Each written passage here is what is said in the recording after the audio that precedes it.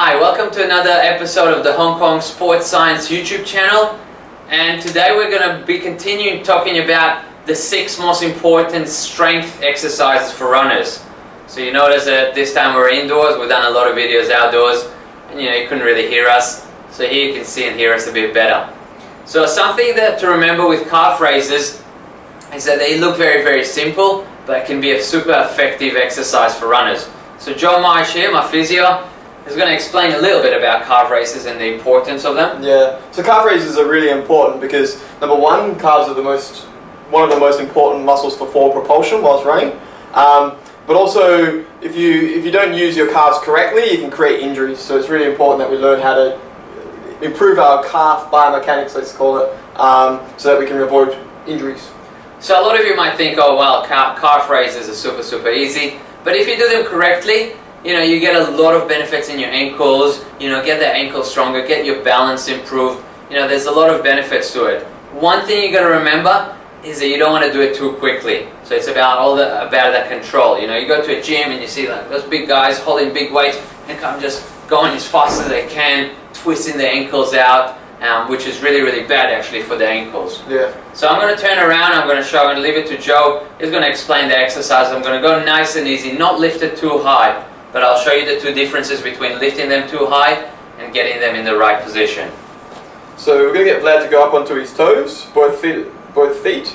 So really important things here are that you keep your toes relaxed. So a lot of people will squeeze their toes, and that's because they're not very stable, they're not very controlled. So keeping your toes relaxed, because if you're squeezing your toes whilst doing this exercise, chances are you're squeezing your toes whilst running. So that will create plantar fascia problems, calf problems. The other thing that's really important is that as Vlad goes up, that he keeps his heel bone, or his calcaneus, nice and straight and aligned. What people tend to do when they do this is, I'll just let Vlad let go of me for a second, and we're getting to go up onto his toes. And what they do is they tend to twist their calves in, twist their heels in like this. And this is exaggerated, obviously, for your benefit. But as you go up, make sure that you're really keeping this heel aligned. Going up a little bit higher, and Vlad can go quite high and still keep it aligned. So there's no reason why not to go high if you can keep it nice and aligned. If you see on this one here, it's actually not as good as this one. I'm not sure if you can see that at home. But yeah, that's the most important part of calf raises, in my opinion, so that you create nice, even strength in the calves. You work on your biomechanics, which is really important for pushing off when running. So that's number one. So that's the first progression, and you got to make sure you take it easy. Don't go too quick. Kind of doing it. First progression, hold on to something, hold to a wall, to a table, whatever. Just get the technique right. Yeah. So the second one is quite similar. It's still holding on to something, but this time we're going to concentrate on each foot. So as Joe was saying, you can see that one of my sides is actually a bit stronger than the other, and I've known that for a long time. And it's definitely a battle to kind of get both sides with equal kind of strength. So doing one at a time will really help that, because when you do two legs at a time, that stronger leg will do a tiny bit more work. It also brings in, like we keep saying, balance and stability on one leg, which is important. So I'm going to turn around and leave it to Joe again. So exactly the same thing here, guys. Toes relaxed, coming up onto the forefoot, lifting the heel off the ground, making sure that you're keeping it nice and straight, not twisting the heel in. And you can actually control that with your brain, so just make sure you're very conscious of that, because there is a movement that you can control, so that not twisting of the heel. So I personally feel when you kind of do it on one leg at a time, you shouldn't go as high, because it's easier to twist, because you don't have that balance from the other foot. So take your time to really not lift too high, but rather kind of get it stronger, and then with time you see how you can lift it higher and higher as your ankles get stronger, as your calves get stronger. Yep. Next one is also a common one that you see in the gyms, is people kind of walk with their calf raises. So pretty much you see them kind of run through those exercises. That's not really what we're searching for here. Here we want to work on our technique, make sure that we're doing the right stuff so we don't get injured and we stay strong. So take your time, place your heel first, then lift up to the calf. Nice and easy. You don't want to go too fast. Really slow, making sure exactly the same principle. Heel's not twisting in. That's right. So look down. You can even look down and go in front of a mirror.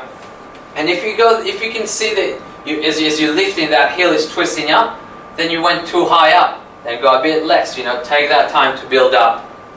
This one's a really functional one, so it's very much like running. It's going to be working on all the sort of running stability that you need. So you're searching for something like that, you probably, just walk for about 15 meters doing that. If you're in the gym and you have a small area, that's fine as well. Make sure there's a mirror and you can see your form. But yeah, go work through it slowly. So start with holding onto something, then go to single-legged one, and then before you work it out to actually walking with the calf raises. Yeah. But again, main thing here is not letting those ankles twist out. So in terms of repetitions, what would you be thinking for the guys? I think if you're starting out, the first kind of exercise is holding onto something. I'd say doing 3 days a week, 10 on both legs, which is not that much. It might take you literally about 15 seconds. So, but then building up obviously from that. You want to be able to get up to maybe 100 in one go, maybe, or 3 sets of 30 or something like that. So just don't sacrifice numbers for technique. That's really, right. really important. So a lot of the people that are watching this are probably long distance runners. We're not sprinters, so if we really want to do something, that means doing it quite a lot of times. So same in our exercise. You don't want to be just doing 5 calf raises with 20 kilogram dumbbells in each hand, because we're not really sprinters. But to go long, from my point of view, doing more reps will do a lot more benefit than lifting heavy. Agree. And we've still got a lot more videos about strength for runners, videos about keeping you injury free, yoga for runners, a lot more. So subscribe, and you can also comment if you have any requests for videos. We enjoy making them, and we'll make a lot more. So thanks for watching, we'll see you next time. Thank you.